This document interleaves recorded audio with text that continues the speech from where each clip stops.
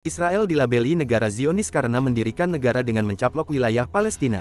Gerakan ini dicetuskan oleh aktivis politik Yahudi dan jurnalis berkewarganegaraan Austria-Hungaria bernama Theodor Herzl. Serbuan Israel di jalur Gaza yang sudah dianggap sebagai genosida membangkitkan amarah masyarakat dunia. Kecaman publik global kepada kaum Zionis merujuk pada Israel, sekutu, dan pendukungnya yang melakukan kebrutalan untuk memusnahkan warga Palestina. Presiden Turki Recep Tayyip Erdogan dan Presiden Aljazair Abdelmajid Tebboune mengatakan akan terus berusaha menghentikan tragedi kemanusiaan atas kejahatan yang dilakukan oleh entitas Zionis di Gaza, dikutip dari Associated Press News.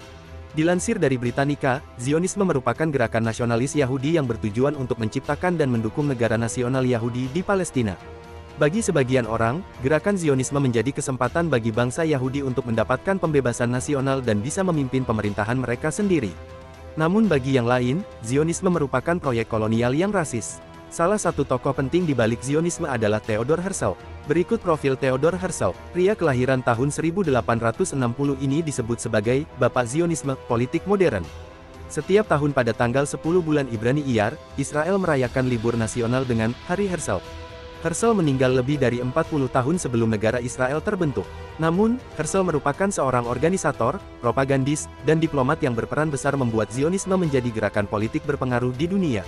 Seorang penulis bernama Gol Kalev menerbitkan buku, Judaism 3.0, Judaism's Transformation to Zionism, yang didedikasikan untuk Herzl. Jika kita dapat mendalami pemikiran dan filosofi Herzl, kita dapat menerapkannya pada banyak isu strategis saat ini, bahkan dalam siklus berita dan dunia yang ramai, ungkap Kalev, dikutip dari The Jerusalem Post.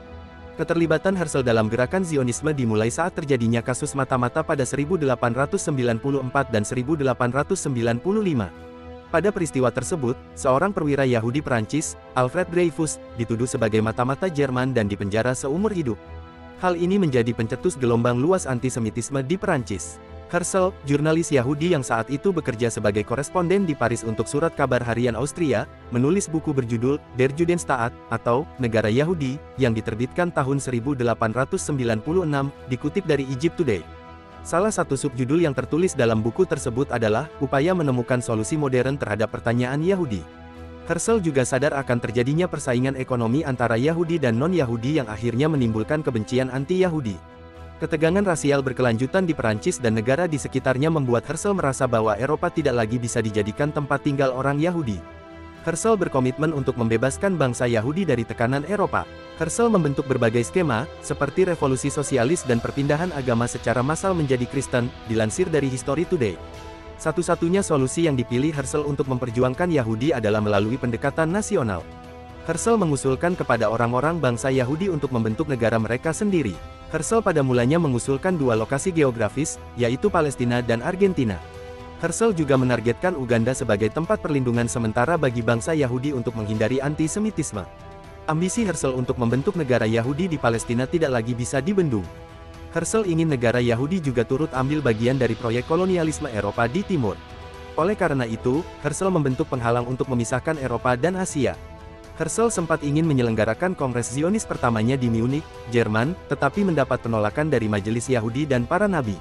Kongres pertama Zionis tingkat dunia akhirnya berhasil diselenggarakan tahun 1897 di Basel, Swiss yang dihadiri oleh 200 delegasi dari 24 negara. Di hadapan ratusan delegasi, Herzl mengumumkan pendirian organisasi Zionis dunia. Tujuan dari gerakan Zionisme ini adalah mendirikan tanah air nasional bagi bangsa Yahudi di Palestina yang diakui oleh hukum internasional. Herzl mempresentasikan suatu proyek besar Yahudi yang disebut sebagai Proyek Basel. Kongres Zionis terus berlanjut dengan sidang yang diadakan setiap tahunnya. Pada sidang kedua tahun 1898, dibentuk dana penyelesaian, yang digunakan untuk menyokong keuangan organisasi Zionis dunia. Kampanye donasi menargetkan orang-orang Yahudi kaya yang ada di Barat. Dukungan dana juga ditarik dari keuntungan perusahaan dan lembaga-lembaga besar mereka. Konferensi-konferensi berikutnya mulai melibatkan negara-negara besar untuk terlibat. Dalam konferensi tersebut, dirumuskan 3 jalur agar tercapainya tujuan Zionisme, yaitu pengembangan pemukiman di Palestina melalui pertanian, penguatan budaya Yahudi, dan mendapatkan persetujuan internasional atas proyek Zionis.